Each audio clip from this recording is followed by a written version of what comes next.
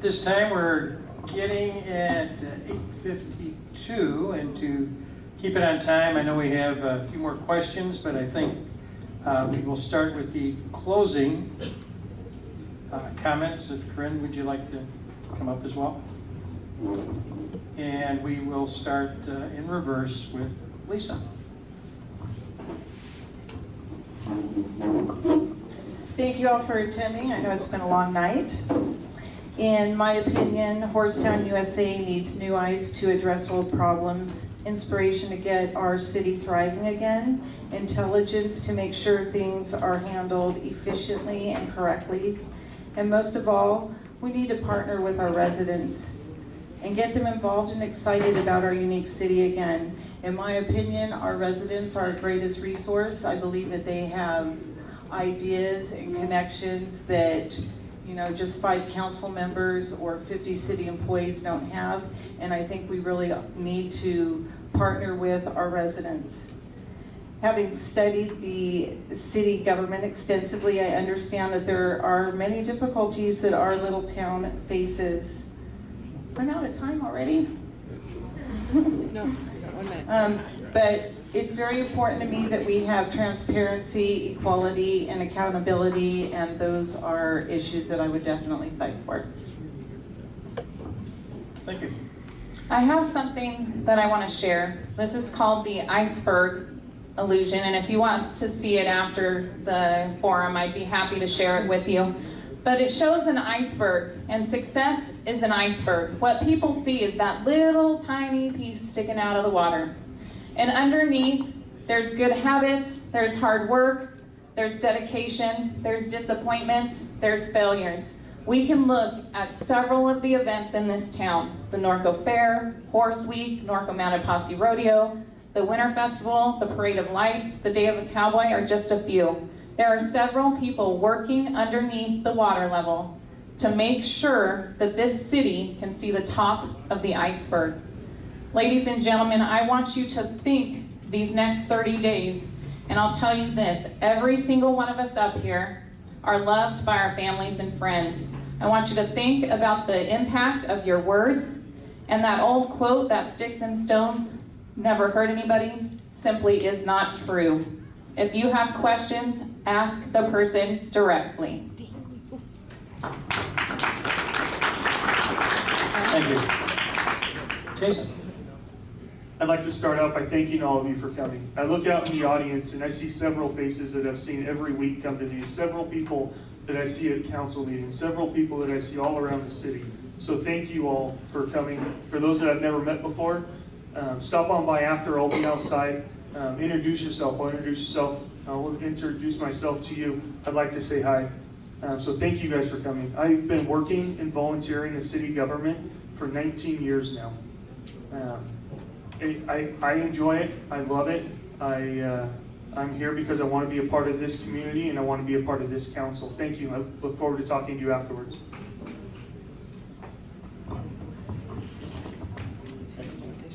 Well, for years, I've attended all kinds of special meetings, ad hocs, council, really learned the inner workings of this city and its people.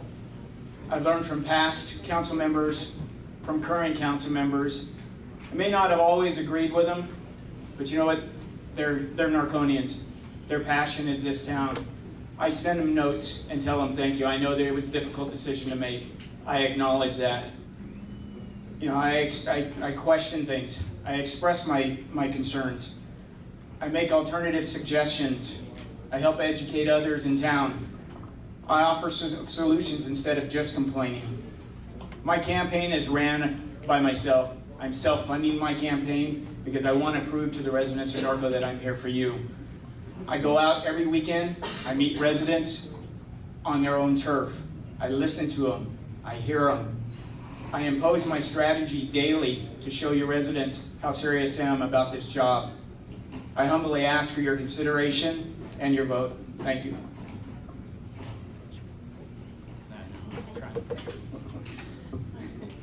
All right, remember I'm Merwin. I know, I need a hat. And he says, thank you again for coming out tonight, all of you, and learning about your candidates. Thank you to the Norco Area Chamber for allowing Corinne to speak for me and read this to you. If you have any questions for me, you may stop by the table outside and get some more information about me. And you can also sign in and leave your name and phone number, and then he can get back to you so that if you have a direct question for him, he can answer it himself. He also has a Facebook election page, so if you would like to leave a question there, he will get back to you on that. And thank you again, and I appreciate your support and vote. And I forgot to put my glasses on. That was really hard to read.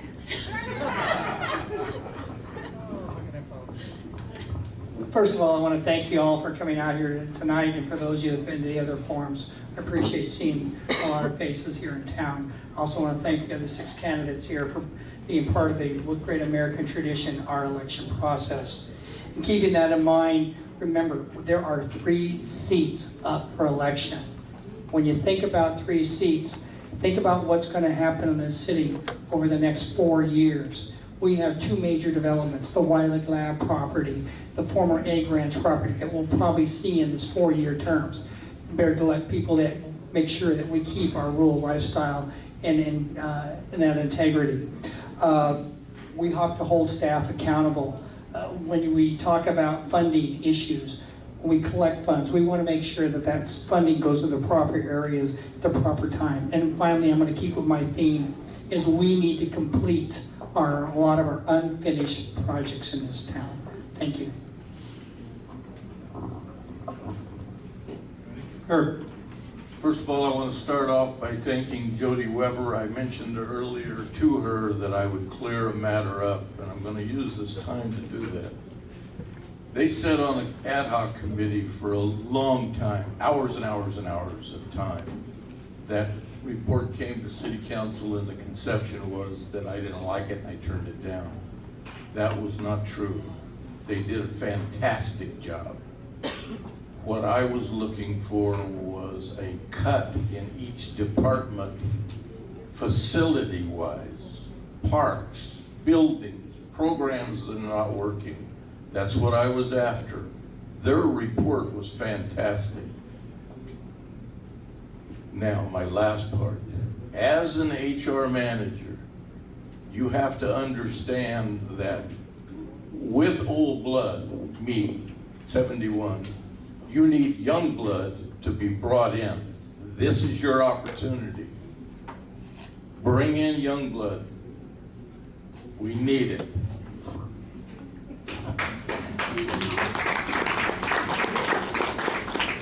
Well, at this time, I would like to thank all the candidates, one, for accepting our invitation from the chamber. I would like to thank all the folks that not only came tonight, but supplied,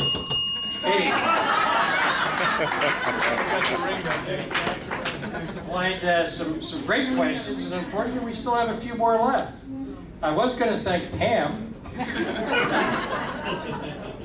for volunteering and helping us with the timing, as well as Ken Collins for video, Diane Markham for helping with the check-in, and also Diane Collins herself for actually doing the majority of the work for this particular event.